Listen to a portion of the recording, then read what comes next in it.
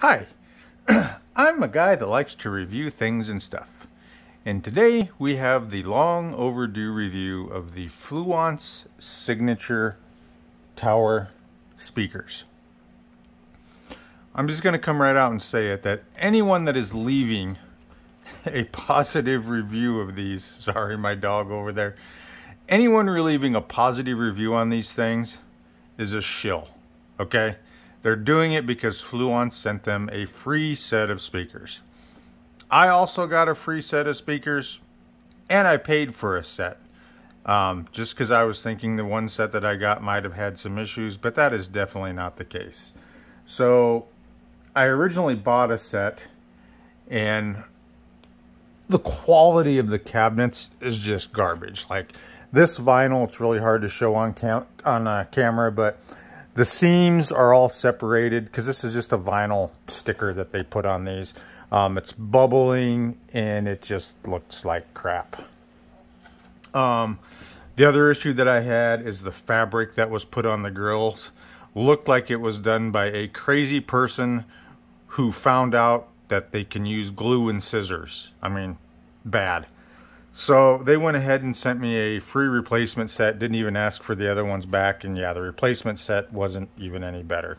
So I've already sold one set because I'm not going to use those. I mean, because I've got my Polk SDAs, so running each one of those on a Yamaha MX-1000U power amp.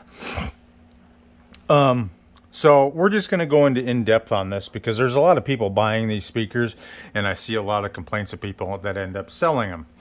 And I'm going to go into the reasons why. So first off, I'm going to lower my camera here, and hopefully you can get a good picture of the crossover that they use in these. Now the crossover in these is actually really, really good.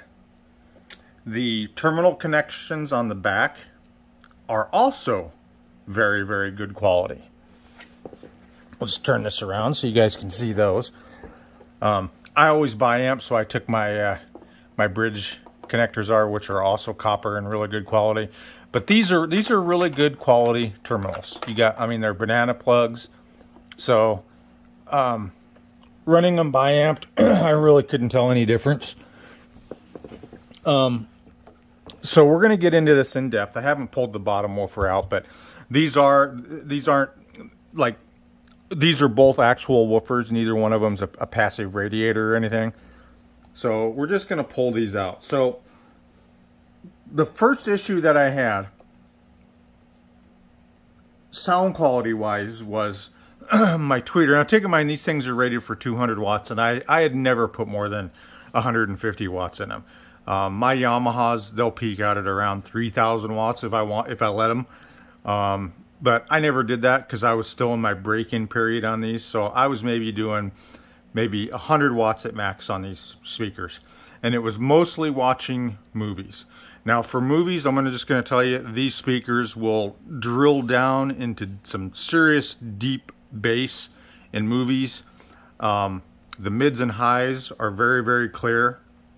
Because you got to realize that movies, you don't have constant music playing in them. So it's, basically just a lot of transient noises. For music, these things suck. I did find that there was a few pieces of music that I listened to that actually sounded quite surprisingly well on them. But your majority of music, especially for like rock, blues, metal, yeah, it's out the window. So the first thing that I had happen to these was I noticed a lot of scratching noises coming from my tweeters. Just some really weird, bad sounds. And then I was looking at my tweeter, and I noticed that the tweeter on the top, it was tilted out on the bottom like this. So I could literally put my finger in there. So I went ahead and pulled it off. The tweeter is just held into place by some two-sided tape. That is all that holds the tweeter in. When I pulled the tweeter out, to my surprise, this is what I found. Yes, that is in fact your tweeter. I have had bigger magnets on a boombox. There is no way this tweeter is going to handle 200 watts of power. I don't care what anyone says. That's not going to happen. On my center channel, Bowers and Wilkins, that tweeter right there is rated for 200 watts. And that tweeter has a magnet on it that's probably that thick. So there's no way that that little tiny magnet is going to carry any kind of power at all. Quality-wise, it sounds good, but it's not going to handle any power. Okay, so that's the first complaint I have about them. Really about the only good driver that I have found in these speakers is the mid-range. So the mid-range is glass woven. Does sound very, very good. It's got a decent magnet. But my main pet peeve on these is the aluminum baskets. Yeah. A speaker in this caliber that they advertise it to be should not be aluminum baskets. The Woofer also has aluminum basket, which I'll show you guys here in a minute. So the other thing with these tweeters that I found out, the mid-range that I found out, is it is also held in place with a bead of glue that goes around it, and they literally used drywall screws to screw it into place. Drywall screws. Then, to top that off, when the tweeter's actually in the cabinet, all around here, they put more of this, they put some type of hot glue. It's like a black hot glue. And then the surround frame that sticks on top of this is just hot glued in place. So, there's that. Okay, so now we're going to move on to the Woofers. Now the Woofers, to my surprise, had a very good magnet on them. Just give me 1 second here. The magnet's got some of my screws on here. I gotta take those off. So the magnet on the Woofer is actually pretty good. Actually has a hollowed out core that goes all the way through to the center of the cone. But that's your Woofer. Again, aluminum basket. It's got a decent spider on it. So the Woofers really aren't that bad. But again, for a speaker in this caliber, these should be, you know, cast iron steel baskets, not aluminum. The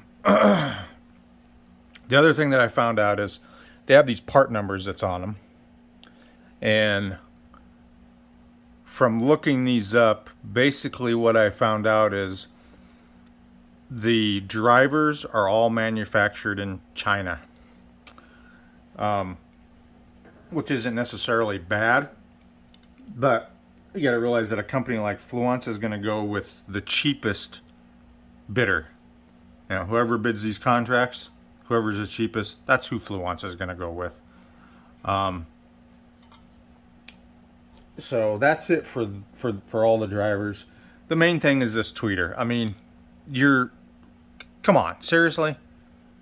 For the price that people are paying for these, they should get a way better tweeter than that. The front of the cabinet is this, you know, it's a plastic, you know, cover, polished really, really nice. The cabinet is basically just made out of normal MDF, which isn't necessarily a bad thing, but the bracing inside of the cabinet is just, it's terrible. You get one brace right here in the middle. That's your only brace for the cabinet. And like I said, I mean, the first set I got was just literally falling apart as I was moving them on. The outriggers are actually the outrigger quality is really, really good. The standoffs that's on the outriggers is really good. But as far as sound quality, nope. Cabinet construction, nope. So I'm sorry, but yeah, these are just not good speakers. And anyone saying that these are good speakers there's no way. They either have not heard a good set of speakers, or they're just lying because they got a free set of speakers. Because I know Fluance was sending free speakers out to a lot of reviewers, but one thing no one has ever done is have they ever pulled them apart to actually look at the construction, look at what the drivers are made out of, how they're built, which I can say is not that great. I've actually seen white van speakers that are better than these things and sound better than these things across all dynamics of music and movies.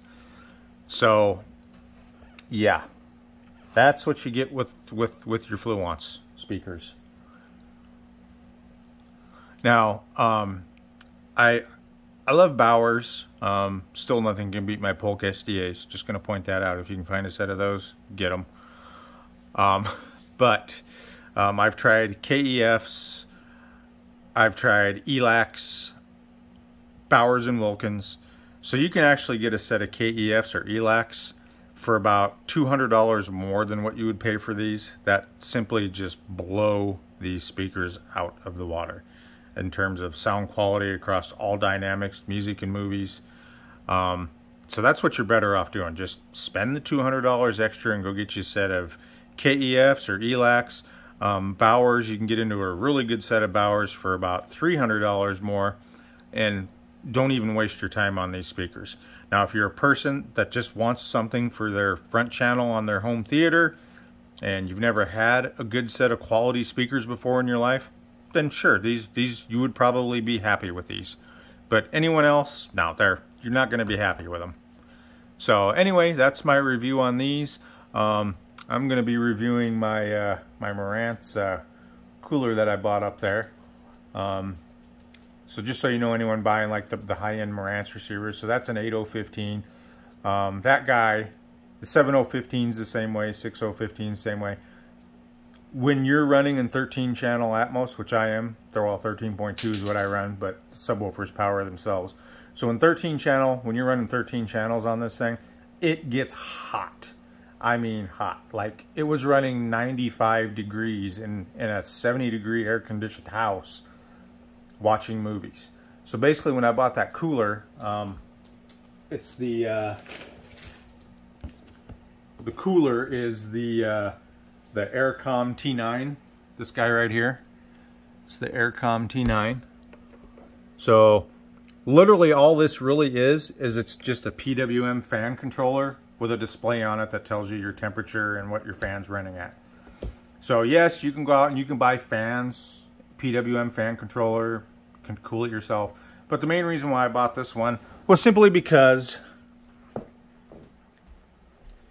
it looked pretty cool and it really matched my Marantz, the form of it. So I'll be doing a full review on that guy later, but it basically brought my temperatures down from 95 degrees to a cool 75 degrees when I was powering 13 channels watching a movie, or movies I should say. So other than that, that's about it for the review of these guys. Stay tuned for the review on the that cooler for receivers. I do have 2 more ordered for my Yamaha amps. So obviously they're not gonna, they got that curve on the corners, but I think they'll still look okay on my Yamaha amps. Because yeah, when I'm hammering on these Polks, I'm easily pushing 2,500 watts. So yeah, and they get kind of hot. So I'm gonna cool those down, and then that should be it. But anyway, thanks for watching. I hope this helped make somebody's decision on buying this travesty. I mean, that should never have been allowed. On another note, what I might do is let me find them. Hold on. So one of the things I was going to do, but I don't know if I'm going to have time to do it just to try it out, because I'm going to sell this last pair that I have if I can find someone that wants them. Is I've got these horns that came out of a $50,000 set of JBLs, or not yet JBLs. Yeah, maybe JBLs. I think I got them from. These things sound amazing, and I was going to try to find some way to shoehorn it up in there like that. I'll have to cut out a little bit to get it to go in there, but I was going to try to fit one of these. You know, I got 2 of these. I was going to shove them in there just to kind of see how it sounded.